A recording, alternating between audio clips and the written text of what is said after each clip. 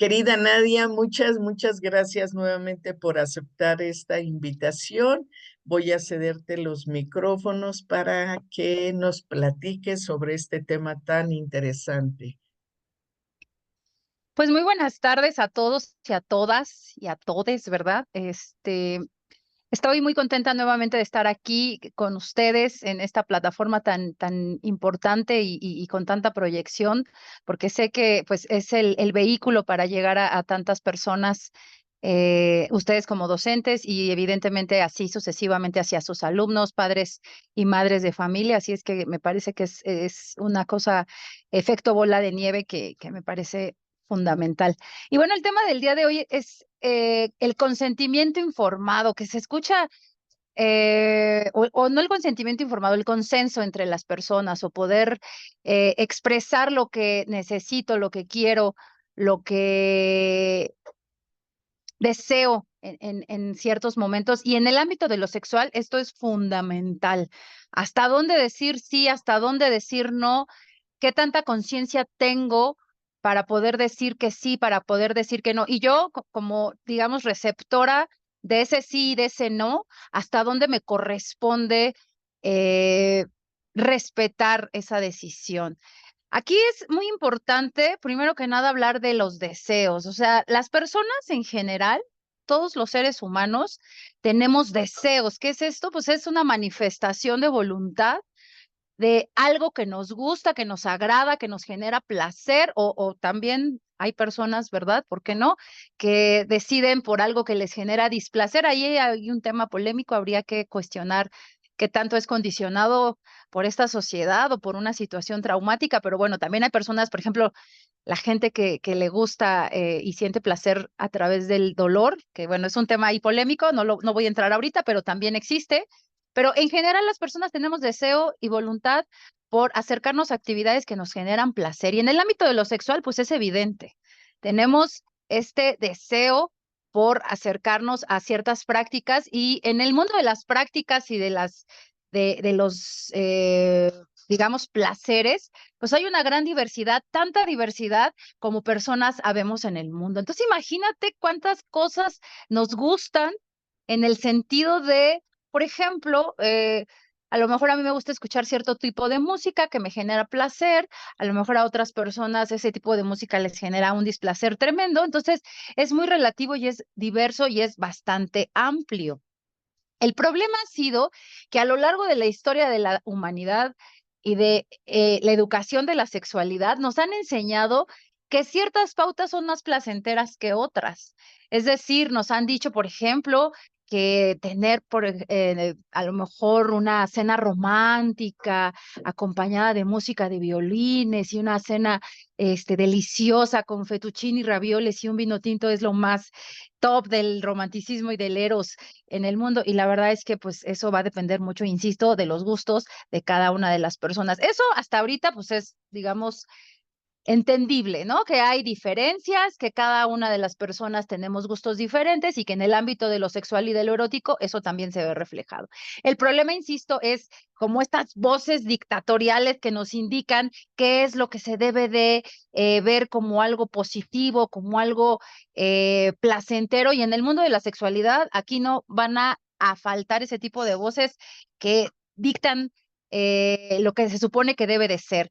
Y eso pues está alimentado por el marketing, pues porque evidentemente el mundo de la sexualidad está alimentado por la industria y por los grupos poderosos que ganan lana. Entonces nos empiezan a dictar qué es lo más placentero para unos y para otros. Entonces ahí vamos a entender y a escuchar voces que nos dicen, no, pues es mucho más placentero tener un orgasmo múltiple, un orgasmo con más de 20 minutos de ejercicio previo antes de llegar al orgasmo. Es súper padre tener un orgasmo acompañado de alcohol, etcétera.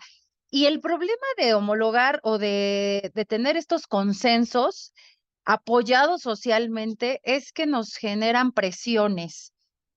Yo he escuchado a muchas personas decir, es que a mí, aunque diga el mundo entero que eso es muy placentero, no me agrada.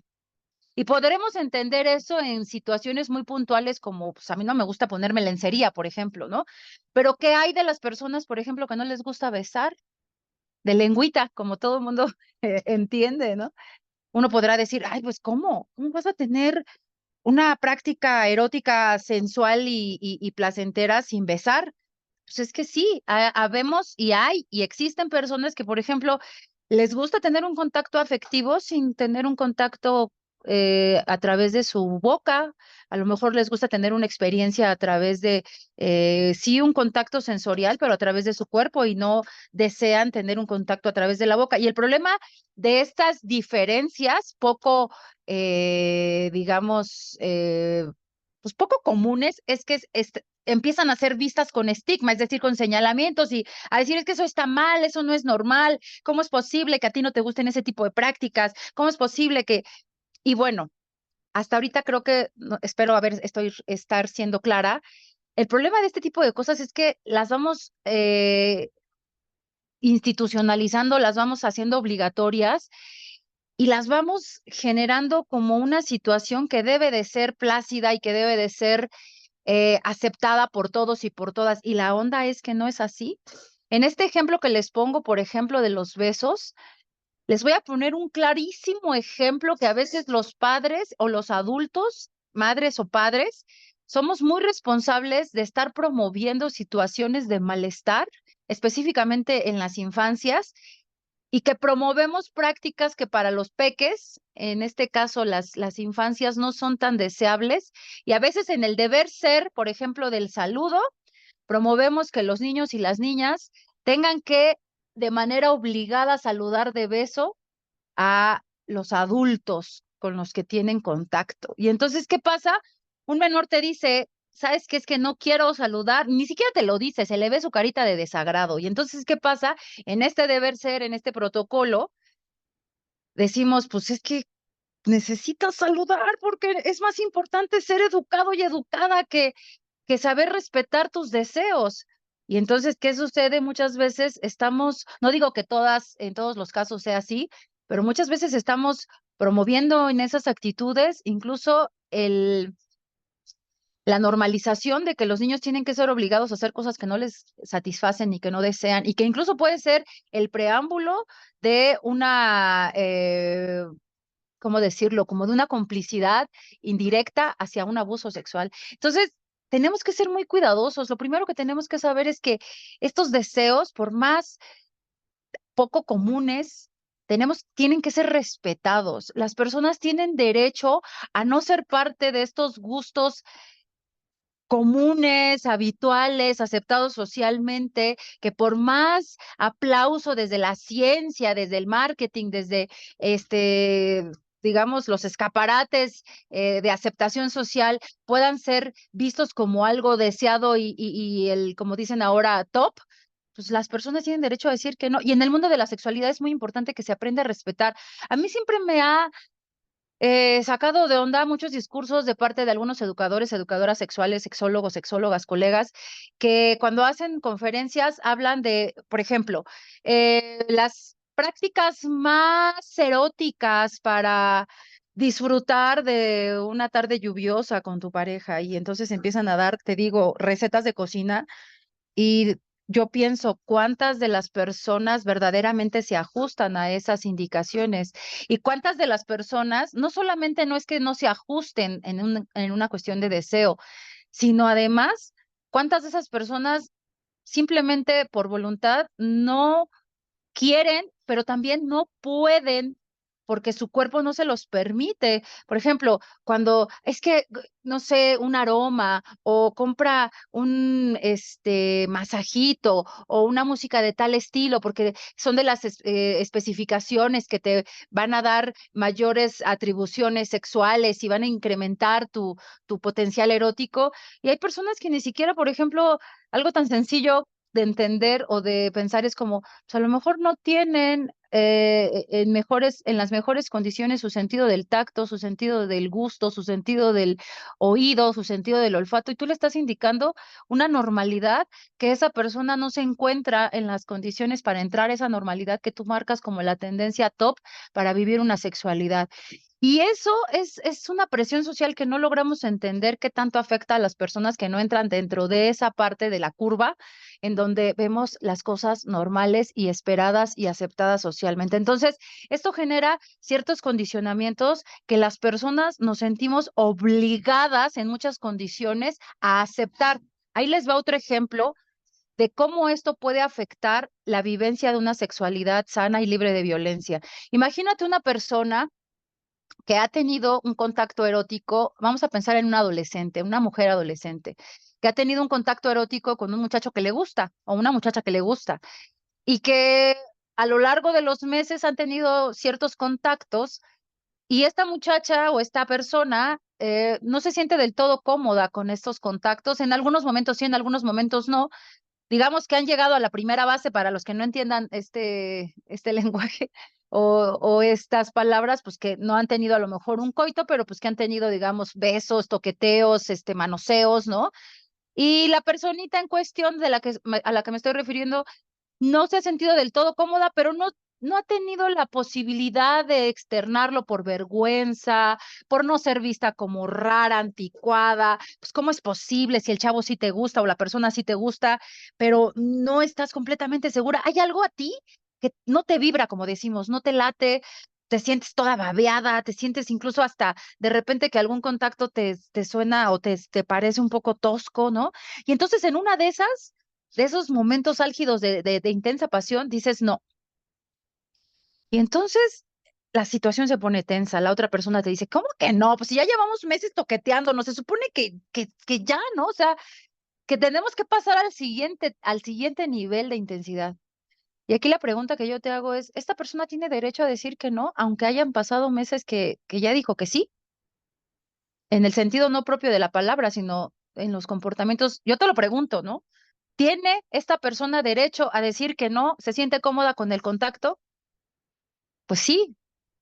Es más, te lo voy a poner más complejo. Una persona que lleva años de una relación formal, y me refiero, llámese que vive que vive en pareja, que esté casada, que tenga hijos, tiene derecho a manifestar que no quiere tener ciertas prácticas, aunque las haya tenido con anterioridad y aunque en el pasado hayan sido, digamos, en un lenguaje corporal satisfactorio. ¿Tiene derecho a decir que no? Por supuesto que sí.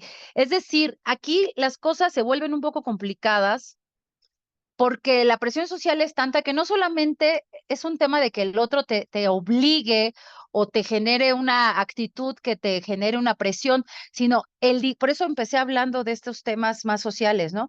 El discurso es tan permeado en la sociedad que se vuelve una carga y una presión social para ti, en donde dices, híjole, pues es que me voy a ver mal si ya acepté en un principio, ¿cómo es que ahora voy a decir que no?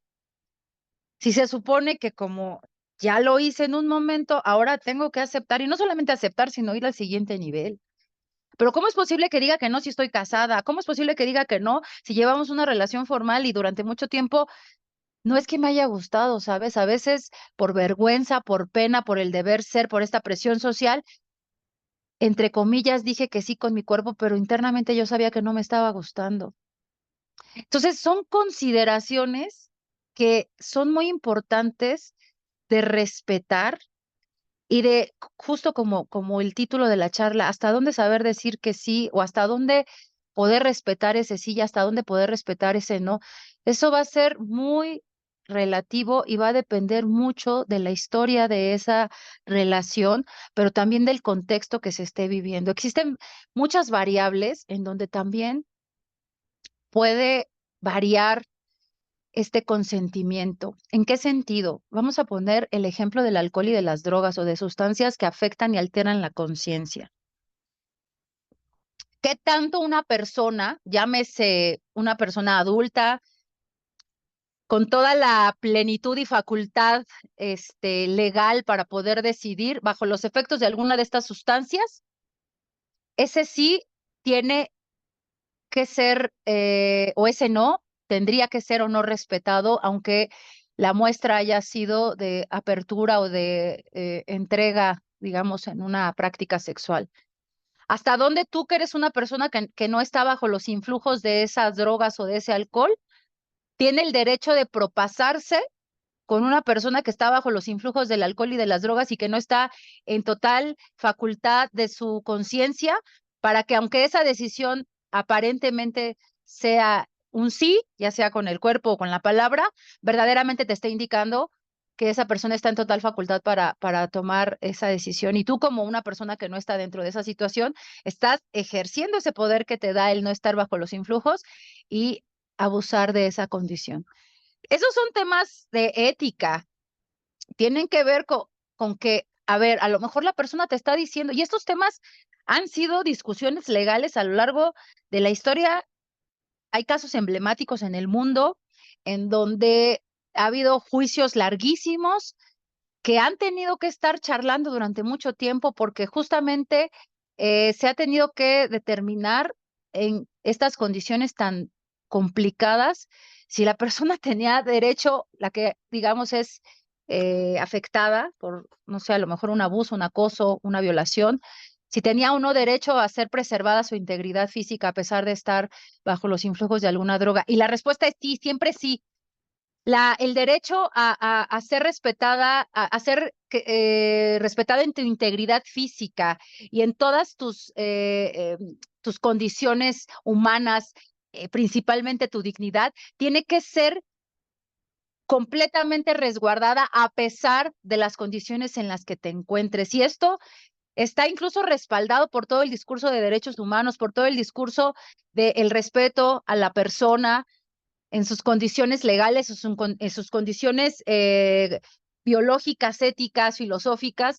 Y el problema es que como hay una línea muy delgada en estas circunstancias, la gente tiende a hacer caso omiso de eso y a justificar sus abusos, sus violencias por condiciones en donde las personas están siendo afectadas, por ejemplo, en este caso específico del abuso de drogas o de el uso de drogas o de sustancias recreativas, para poder justificar una acción de violencia, una acción que incluso puede resultar un delito o que es un delito. Entonces, hay que tener mucho cuidado porque esto no te lo enseñan, digamos, no es algo que te lo enseñen en las escuelas, algo que te lo digan propiamente a veces en casa. Esto tiene que ver con los principios y los valores que rigen tu conducta y que vas a ir, digamos, construyendo en función de la educación que recibes, sí, en las escuelas, evidentemente, sí, en la educación informal o, digamos, de origen que tienes en tu casa, pero también es una exigencia de cuando tú ya estás en pleno uso de tus facultades mentales, si eres una persona, una ciudadana, un ciudadano que tienes conciencia de poder repensar, ok, yo estoy a lo mejor como adolescente, ¿no? Estoy en una fiesta, estamos todos con las aguas locas, ¿no? Aguas, pues no propiamente adulteradas, pero sí con exceso de alcohol, ¿no? Y a lo mejor todos estamos bajo los influjos del alcohol, pero yo estoy menos que el otro, o a lo mejor tengo mayor resistencia, mi cuerpo tiene mayor resistencia, y veo a otro personaje en condiciones verdaderamente vulnerables. ¿Eso justifica que yo pueda accionar contra esa persona y abusar de esa persona porque abusó del alcohol en ese momento y a lo mejor porque yo tengo la dicha de que mi cuerpo sea más resistente o de no haberme clavado tanto ahí, eso me da el derecho de abusar? Pues no, porque eso tiene que ver con una condición ética y que incluso ahora en lo legal puedes estar incurriendo en un delito. Hay casos emblemáticos, por ejemplo, no sé si ustedes lo recuerden.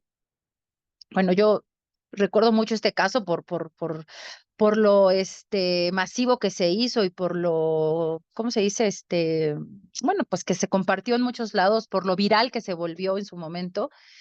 El caso de una mujer víctima de una violación tumultuaria en las fiestas de San Fermín en España, en donde esta mujer, pues evidentemente, bajo los influjos del alcohol, eh, se supone, los testimonios de estos fulanos que abusaron de manera tumultuaria de esta mujer, que les había dado entrada, digámoslo, en palabras como más entendibles, y pues ellos se justificaron de esta actitud o de esta situación para pues poder abusar de esta mujer de manera pues masiva, o sea, no masiva, como se dice, tumultuaria, sí, esa es la palabra, ¿no? Que abusaron de manera colectiva este grupo de delincuentes, ¿no? De violadores de esta mujer. Y el problema es que en un inicio se le había dado, digamos, pues como el derecho de la duda a estos fulanos, ¿no? Y pues habían estado libres de su culpa, aunque la mujer había sido lastimada terriblemente y bueno, ahí ustedes investiguenle, es un caso muy sonado. Y bueno, aquí en nuestro país hay casos también emblemáticos de ese estilo, ¿no? E incluso cercanos, en donde muchas mujeres, y yo, por ejemplo, estoy en grupos de Facebook, de Twitter, en donde hay denuncias anónimas.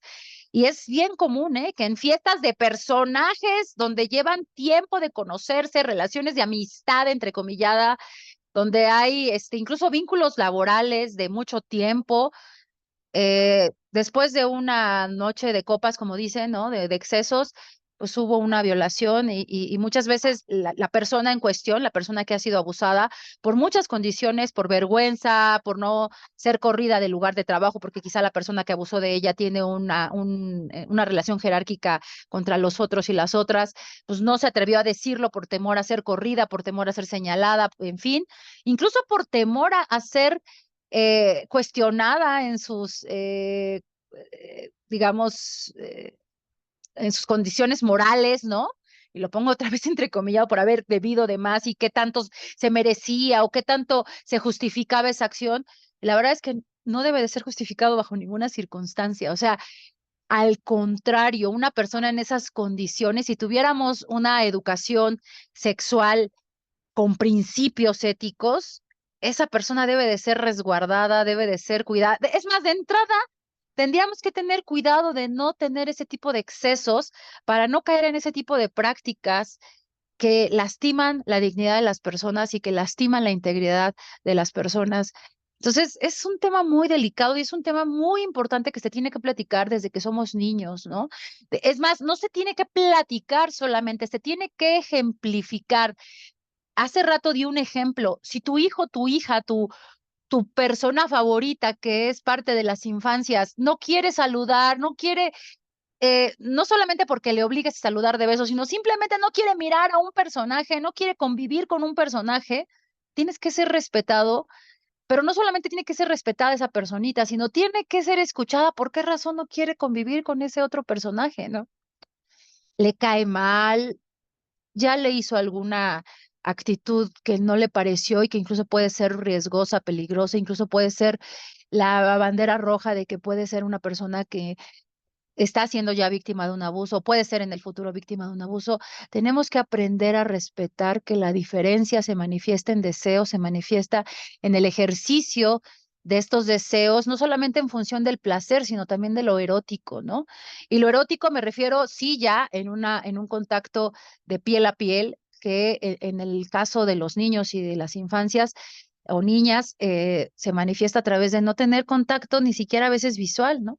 Pero ya conforme vamos creciendo, por ejemplo, en un adolescente, en una persona adolescente, pues también no importa el tipo de relación que tenga, el tiempo, la vigencia de esa relación, la profundidad, la formalidad de esa relación, si esa persona decide y manifiesta el no, no importa el momento, el contexto, insisto, la variable a considerar es que esa persona debe de ser respetada en la manifestación de su deseo de continuar o de poner un alto o de poner un fin a ese tipo de relación con esa persona.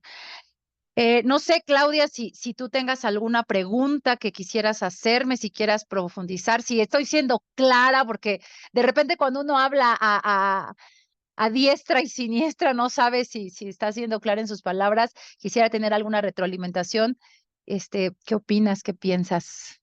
Pues mira, creo que sí está siendo clara, que se está entendiendo que el consentimiento sexual tiene que ser explícito para que entonces las cosas fluyan de manera adecuada entre las personas que deciden tener actividad sexual placentera y que puedan disfrutar de esos encuentros.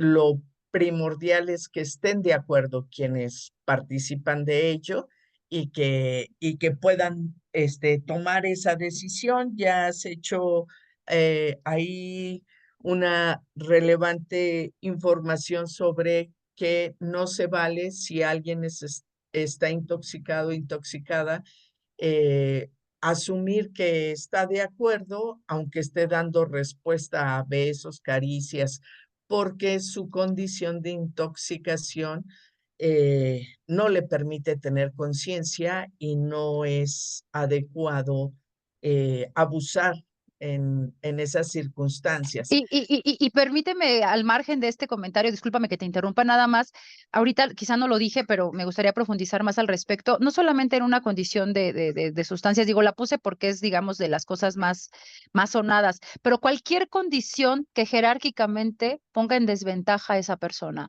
llámese una condición cognitiva, alguna discapacidad, alguna condición que ponga por edad, por jerarquía de poder en desventaja a una persona, eso ya estamos hablando de un abuso y por ende de un acto de violencia y que puede desencadenar una acción delictiva y pues te puedes ir a la cárcel por una situación así, ¿no? Justo hacia allá iba, porque, bueno, Te quienes leí la nos mente. escuchan, sí, quienes nos escuchan y quienes se acercan a el webinar, en general son profesores, profesoras de educación, desde educación inicial hasta media superior, y que tengan esta información es súper relevante para compartirlas en sus aulas e ir eh, platicando con niñas, niños, niñes, adolescentes, jóvenes, que tengan conciencia de estos elementos, pero también nos siguen muchos estudiantes de media superior y sus familias también se acercan a estos webinars porque son pues temas que les son importantes en el desarrollo de su vida personal, su vida sexual, su vida relacional.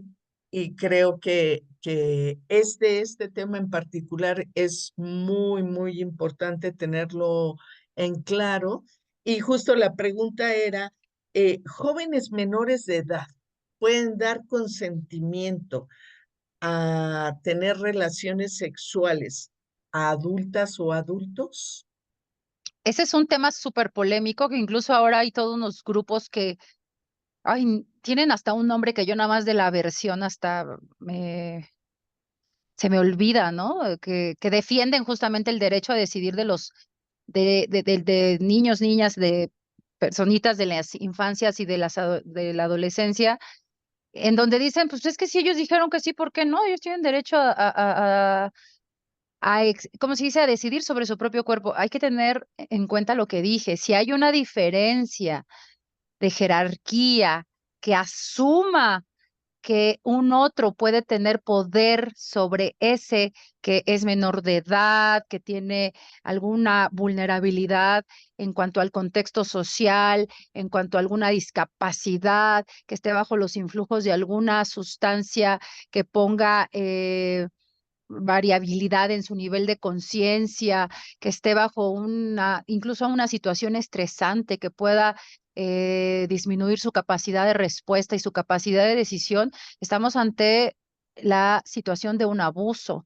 Entonces hay que tener mucho cuidado porque un menor cuando es influenciado, cuando está en una situación de violencia, cuando está en una situación de abuso, regularmente un menor puede decirte que sí, pero no te lo dice que sí porque quiera. Muchas veces está influenciado por un ejercicio sistemático de violencia psicológica a partir de esta persona que ejerce el poder sobre esta personita. Entonces, ahí hay que ser muy cuidadoso y muy meticuloso porque incluso, no sé si te acuerdas de un caso también ahora aquí en México de una pareja que después de muchos años dio su testimonio de amor ante una youtuber así como muy famosa y pues ahora son una pareja, digamos, ya aceptada socialmente, pero en sus inicios, pues este personaje era maestro de esta muchacha que iba en secundaria y narraron la historia de su relación y la muchacha dijo, no, bueno, es que pues, al principio sí tuve un poco de temor, pero fue la mejor relación que tuve en mi vida porque pues él estuvo de mí 3 años y no sé qué, y entonces a partir de regalos y eso me ganó y ahora somos una gran relación. Y entonces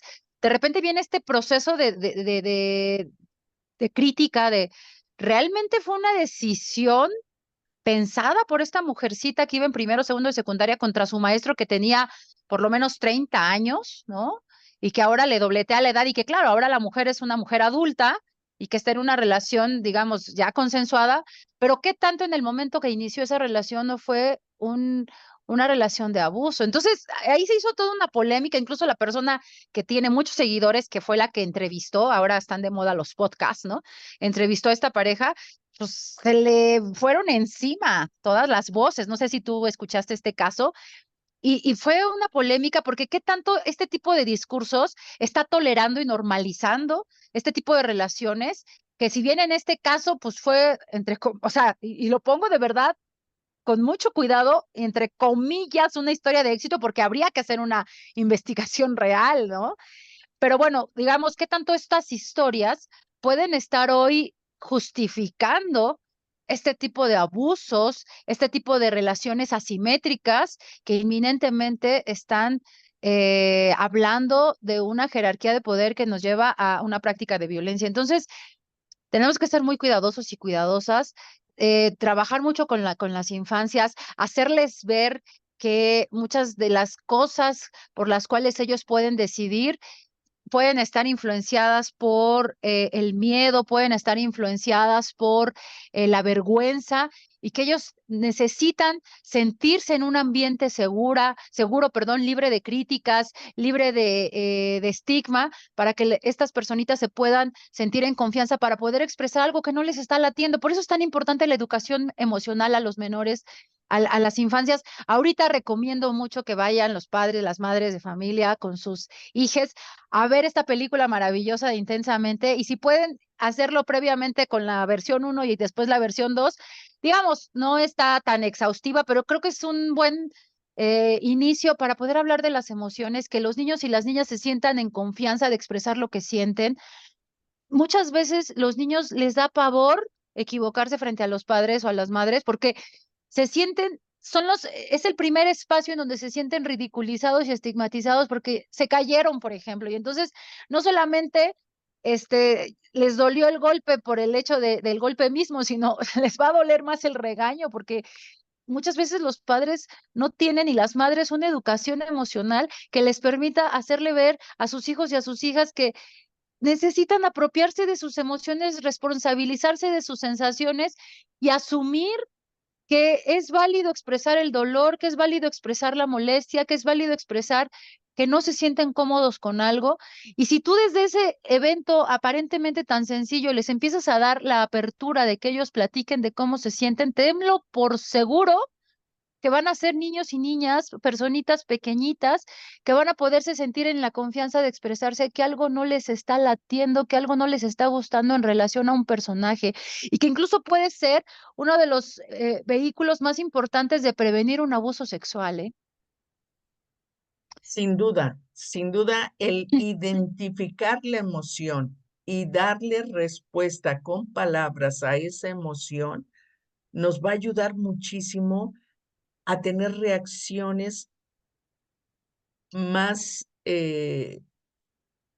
adecuadas a las circunstancias. Sin duda, las mamás y los papás que se enojan porque el niño se cayó, la niña se cayó, en realidad no están enojados, están Estresados, angustiados. preocupados porque se puede hacer daño.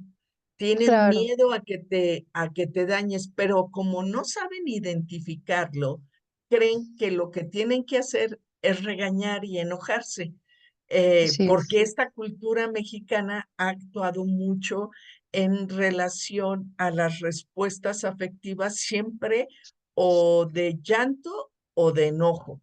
Pareciera que no tenemos otras respuestas que no sean esas dos, y, y sin duda lo relevante de empezar a educarnos todas y todos, adultos, niños, niñas, niñes, adolescentes y jóvenes, en identificar las emociones y poderlas traducir en palabras, va a ser algo que les va a ayudar a tener menos violencia, menos agresión, menos discordancia entre lo que estoy sintiendo y lo que estoy pensando. Sin duda, eso va a ser muy, muy importante.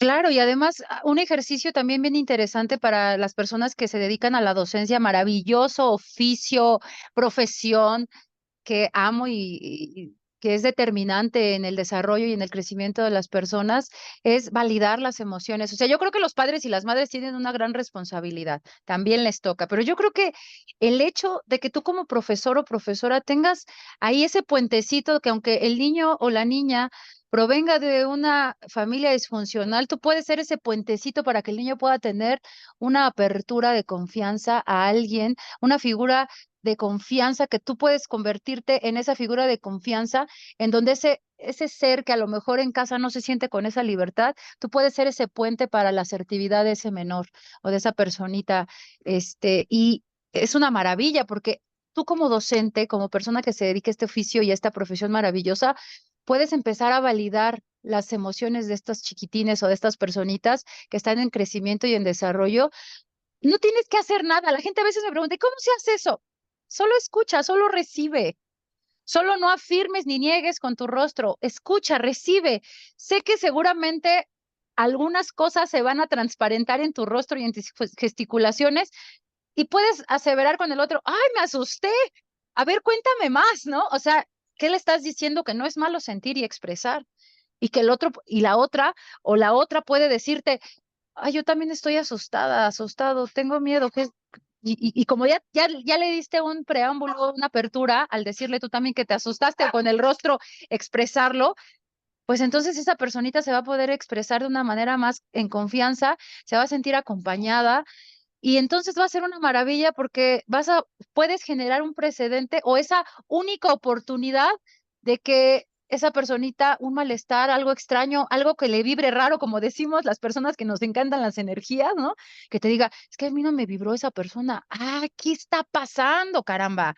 ¿No? Y puedes desentrañar cosas tan interesantes como a lo mejor es una persona que no tiene buenas relaciones con otros y a lo mejor tiene a lo mejor un rasgo autista, un rasgo Asperger, o bien está siendo abusada y necesita un acompañamiento o necesita que una persona de responsabilidad tutoree esa situación. Es decir, eres un puente a la salvación de muchísimas personas. Entonces, yo de verdad aliento mucho a las personas a validar las emociones. Yo sé que las personas no tenemos una formación profesional en las emociones, bueno, ni siquiera profesional, ni siquiera empírica, ¿no? Así de a bote pronto, porque es una de las educaciones más difíciles de lograr, ¿eh? Nadie nos enseñó. ¿Quién nos enseñó? Pues ahí vamos creciendo como los nopales, a ver, unos para donde da el sol, otros para donde da lo que sea, ¿no? O sea, la verdad, vamos creciendo de manera arbitraria muchas veces y no siempre de la mejor manera. Pero si tenemos esta maravillosa profesión de acompañamiento y de formación, es nuestra gran responsabilidad poder acompañar, poder no evidenciar, no juzgar, no estigmatizar, intentar no hacerlo. Y si ya lo hacemos, también reconocer nuestros errores. Mira, yo he visto docentes que mis respetos, pero también he visto docentes que, híjole, que con una palabra, que con una actitud pueden cambiar el rumbo de una personita. Así es que de verdad veamos la gran responsabilidad que tenemos en la vida de otros seres. Me encanta. Podríamos pensar que desde la confianza, la validación de las emociones, podemos ir gestando autoestimas más complementarias, autoestimas más positivas, que estudiantes confíen más en sí mismas, sí mismos, y eso les permita expresarse, comunicar con mayor fuerza y Claro, no estar permitiendo el abuso o permitir que el otro, la otra, haga de mí situaciones que me incomodan y que yo esté en mis relaciones eh, afectivas e incluso sexuales, cediendo ante cosas que no me gustan porque tengo temor a que me deje, temor a que se enoje, temor a que se distancie. Y vamos fomentando la capacidad de hablar de las emociones, de los pensamientos, de las sensaciones, si vamos fomentando la oportunidad de no ser juzgados y juzgadas, sino solo escuchados, escuchadas, cuestionados, vale, pero un cuestionamiento que me haga reflexionar sobre mis propios pasos, no un cuestionamiento que me haga pensar como tú piensas, porque eso es manipular, ¿no? E incluso cuando hablabas de qué circunstancias nos pueden hacer que cedamos a los romances con personas que jerárquicamente o en edad sean personas con mayor poder sobre mí, pues también puede estar la manipulación. Incluso pensaba en, cuando hablabas de estas cosas, en situaciones de jerarquías docente-estudiante, aún siendo adultos, ¿no? Claro. Aún cuando ambas sean adultos, adultas, esto se da mucho en las universidades, en los posgrados, que hay adultas, adultos que en su posición de poder Uy, pueden generar manipulación para obtener beneficios sexuales de sus estudiantes, ¿no? Digo, se repite mucho más en los casos de los académicos, pero no estamos exentas las académicas, ¿no? De ejercer ese poder. fíjate que es bien común. Yo que tengo el espacio, digamos, clínico, me han llegado, o sea, quiero comentarlo, pues, no quiero con esto justificar ni disminuir en proporción que la mayor cantidad de personas agredidas sexualmente en estos espacios de poder siguen siendo las mujeres, ¿ok? Pero yo creo que quizá el espacio clínico que yo, en el que yo estoy y que escucho y recibo a muchas personas, me ha permitido escuchar a muchos varones, a muchos en mi espacio clínico, que es una población reducida, evidentemente, y que no para nada puede ser tomada como una generalidad, pero muchos chicos que también han sido agredidos por mujeres. Entonces hay que también escuchar. Miren, yo algo que les voy a dar un tip, ¿no? O sea, bueno, así como, no un tip, pero sí una recomendación, pues. Siempre hay que dar por válido lo que te esté diciendo la persona. Lo primero que hacemos, no sé si ustedes llegaron a ver una película que se llamó Presunto Culpable, sí, sí, se llamó así, ¿no? Y que creo que hay como toda una discusión en las leyes, porque hay que, digamos, hubo una reforma o habrá una reforma, perdón, me metí en un tema que no conozco, así que por eso estoy cantinfleando, pero en esa película yo recuerdo mucho que el dilema era o dar por hecho el delito, ¿no? O sea, tener como presunta culpabilidad a la persona que es señalada del delito, y creo que ahora las cosas son distintas, ¿no? Se da, antes de ser culpado o culpada, primero hay que dar por hecho que esa persona es libre de ese delito y justamente con pruebas hay que evidenciar el delito. Y a mí me parece una cosa interesante, aunque, aunque, en este sentido del testimonio en una persona, siempre hay que, y sobre todo cuando no eres juez y no eres magistrado ni mucho menos, hay que creerle a la persona. O sea, si tú no eres juez y no vas a determinar ni vas a emitir un juicio o una cuestión legal, hay que creerle a la persona. Vas a ir encontrando pruebas, evidentemente, dependiendo también de cuál es, hasta dónde te toca a ti acompañar a esa persona y ver el rol que tienes, si eres padre, madre, si eres docente, si eres psicólogo, psicóloga, si eres a lo mejor un proveedor de salud, etcétera. Pero hay que siempre darle esa confianza a la persona, aunque después se demuestre lo contrario, ¿sabes? Pero, ¿qué pasa? Porque lo que estás haciendo es generar un vínculo humano en donde le vas a dar sostén y acompañamiento a esa persona. A ver, si llega una persona y te miente, vamos a pensar que esa persona te mintió y te armó todo un relajo para poder decirte, ya no quiero estar aquí y a lo mejor está involucrando a otras personas.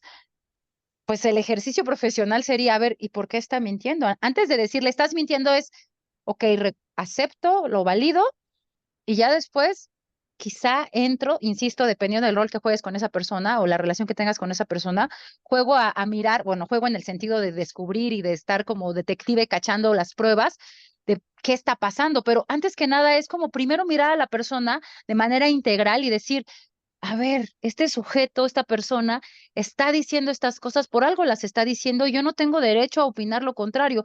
En el caso de un menor, con mayor peso, tenemos que creerle.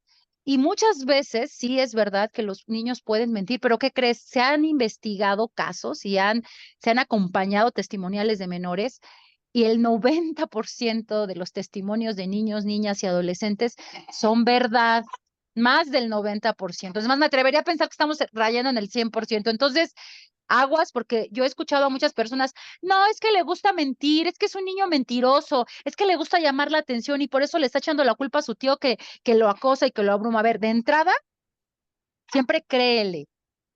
No des por presunto culpable al otro inmediatamente porque a lo mejor es un niño problema. No, no, no, espérame tantito. No mires el contexto. Primero mira a la persona y cuando tú tienes esa consideración, ya después armarás quizá la evidencia, ¿no? Pero insisto, no eres juez, a lo mejor solo te toca acompañar. Y muchas veces cuando tú acompañas a esa persona, se va a dar un vínculo de confianza que puede incluso en el futuro externarte, si es que verdaderamente esa persona te quiere decir qué pasó, que no, incluso te puede dar más pruebas. O sea, claro, esto es un arte, ¿no? Quizá por eso bueno, yo específicamente me dedico a la psicología clínica, pero uno se da cuenta de muchas cosas en el lenguaje no verbal, en el lenguaje muchas veces de la gesticulación, ¿no? Y a lo mejor uno puede no empatizar con la historia, puedes no estar completamente de acuerdo en lo que te está contando, pero sí puedes empatizar con el nivel de angustia que te está mostrando esa persona. Y entonces, si yo empatizo con su nivel de angustia, es mucho más fácil que yo lo acompañe o la acompañe a esa persona, aunque no esté de acuerdo en lo que me está contando. No sé si me explico, ¿saben? Entonces, ahí les doy un tip. No tienes que estar de acuerdo con lo que esa persona te está diciendo, pero si tú empatizas humanamente con la emoción del otro y la otra, ya la armaste, porque el otro se va a sentir lo que decimos siempre y regularmente. Es que yo sí soy empático, yo sí sé acompañar a la gente. No, eso es un arte, ¿eh?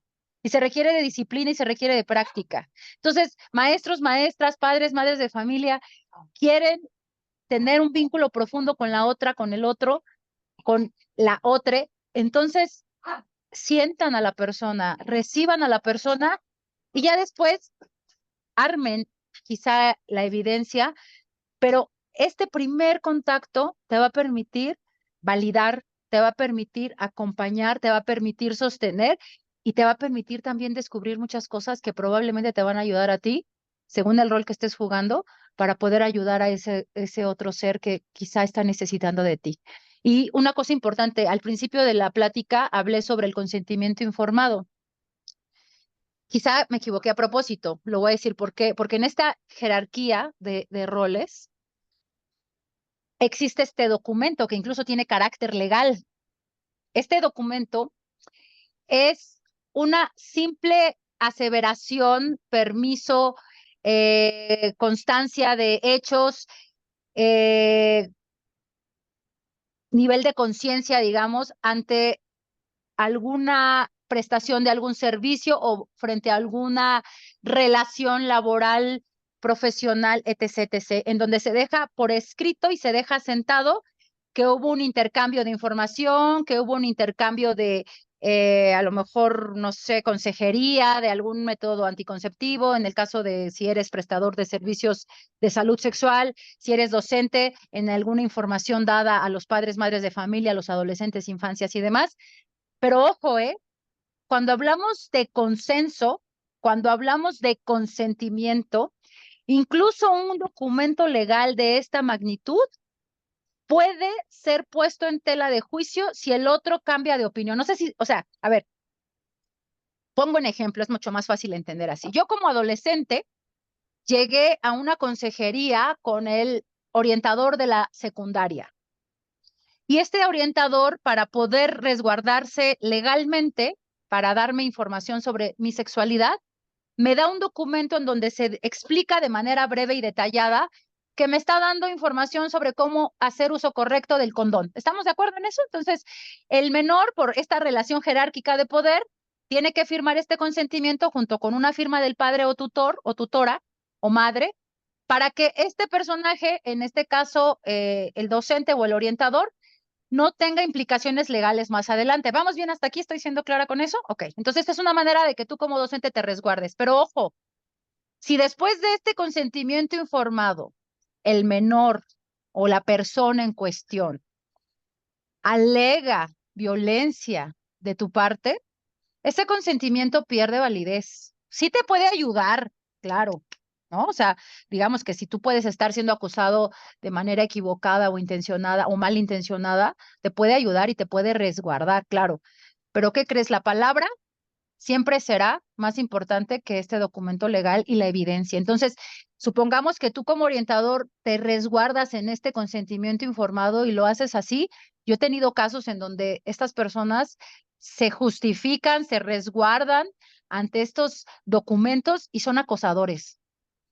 En serio, ¿eh? Entonces, o acosadoras. Entonces, aguas, porque aunque esto te pueda resguardar, es mucho más fuerte a nivel legal. Digo, no soy experta, no soy abogada, pero soy psicóloga y soy educadora sexual y me ha tocado estos temas, he trabajado durante muchos años en escuelas, entonces sí, como docente va a ser importante que te resguardes o que te defiendas con este consentimiento, pero ¿qué crees?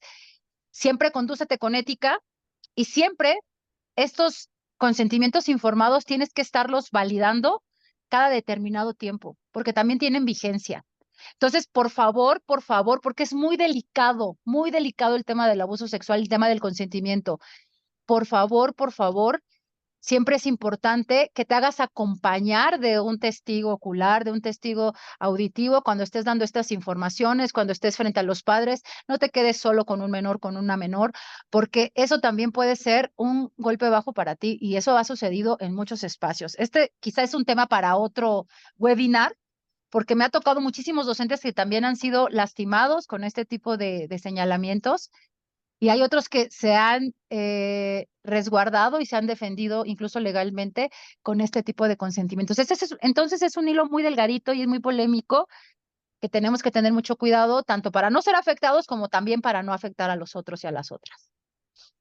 Gracias. Sí, espero que para quienes nos escuchan hoy quede como súper, súper clarísimo que el consentimiento sexual es fundamental para poder vivir de manera placentera, de manera eh, linda nuestra vida sexual y que tanto chicas como chicos tenemos el derecho a decir que sí o no en el momento en que lo decidamos, no importa lo avanzado que esté el vínculo afectivo o la situación y la circunstancia específica en la que estemos transitando en esa actividad sexual. Podemos estar muy cómodamente besándonos, acariciándonos y puedo decir, ya no quiero, ya para, esto no me gusta, cualquiera de los dos, porque también en nuestra cultura creemos que quienes decimos que no siempre somos las chicas o quienes son insistentes en tener relaciones son los chicos. No siempre, no todas. Es importante que sepamos, tanto chicas como chicos, chiques, que podemos decir sí o podemos decir no y eso debe ser respetado por todas las personas. Ajá. Bueno, pues ¿Puedo yo lo hacer doy. algún comentario extra? Sí. Sí, claro. Me gustaría también invitar a la gente a, o sea, igual regreso con los documentos legales, ¿no? Es que, sabes, he tenido muchas experiencias en donde un documento legal muchas veces retrasa el señalamiento o la denuncia por miedo. Muchas veces estos documentos legales hacen que la persona no quiera, como dije, denunciar o señalar porque hay amenazas de por medio. Ejemplo, el que un menor tenga los apellidos de uno de los progenitores, ¿no? La constancia legal de unión ay, se me fue ahorita el nombre cuando no, bueno, ahorita recuerdo, o una acta civil de matrimonio, una unión ay, se me fue ahorita la palabra, cuando viven juntos durante mucho tiempo, ¿cómo se llama? Concubinato, ¿no? Muchas veces me ha tocado que este tipo de papelitos legales hacen que tú no puedas denunciar o que te retrases o que tengas miedo de hacerlo, porque entonces, ¿cómo va a ser posible si él es el padre o ella es la madre del menor? Entonces, él tiene poder sobre mí, me puede denunciar de cualquier situación. No, no, no. A ver, recordemos algo. Tú puedes estar casado legalmente, tú puedes estar bajo un acta de sociedad en convivencia, ya me acordé, o una cuestión legal, incluso por vía consanguínea, etcétera, y siempre tu testimonio va a ser más importante que esta consideración legal. Entonces es muy importante también la cultura de la denuncia. Por favor, no se callen, aunque hayan firmado, aunque tengan un matrimonio encima. Denuncien, denuncien, por favor. Si hay maltrato de alguno de los padres, padre o madre, o algún tutor o tutora, no se preocupen. Ustedes pueden ir a denunciar, aunque el otro te amenace con quitarte la pensión. Te van a decir mil cosas. Te van a decir que si te vas con tus hijos, por ejemplo, en dado caso de que vivas violencia o por violencia sexual, me han tocado muchos casos que dicen, es que si tú te sales de mi casa, te voy ¿cómo dicen? Te voy a denunciar por secuestro y por abandono de hogar. Esos delitos ni siquiera ya están configurados como figuras legales. Así es que infórmense, por favor. Miren, hay muchos espacios, y eso poca gente lo sabe, que dan asesorías legales gratuitas. Hay muchos huecos legales, sí, pero también hay muchos desconocimientos legales. Entonces, muchas veces estas cosas de no denunciar, de no saber decir que sí o que no, o poner límites, tienen que ver con estas ausencias o con estos desconocimientos. Por favor, llamen. Por ejemplo, está el número de 911, donde si tú pides asesoría legal, de inmediato te pasan a un abogado o abogada. Hay el número de Consejo Ciudadano también, que es un muy buen lugar para poder dar asistencia legal.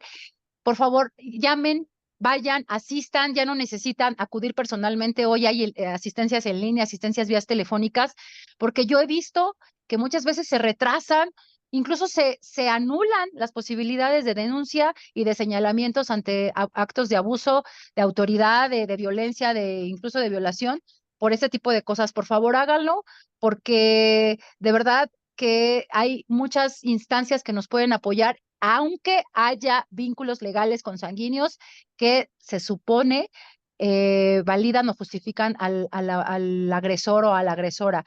Esos son chantajes, son manipulaciones. Y acuérdense que siempre una persona victimaria o que ejerce la violencia va a usar todos los recursos que esté a su alcance para poder asustar y para poder denigrar el testimonio de una víctima. Por favor, no hagan caso omiso a este aviso que les estoy diciendo, aunque no sea propiamente de mi tema, ¿no? Pues muchas gracias, Nadia. Yo creo que esto ilustra muy bien y cierra bien lo que hemos estado hablando sobre consentimiento, porque cuando hay faltas al consentimiento, pues hay que hacer denuncias. Hay que ejercer nuestro derecho a no permitir los abusos o si ya se perpetuaron, pues que tengan castigo, ¿no? A quien lo haya hecho, lo haya generado. Pues gracias por darnos de tu tiempo y tu conocimiento. Y ya ahorita pondremos en redes tus, tus ¿Datos? datos para que te busquen. Y muchas gracias. No, gracias a ti. Gracias, gracias, gracias. Gracias.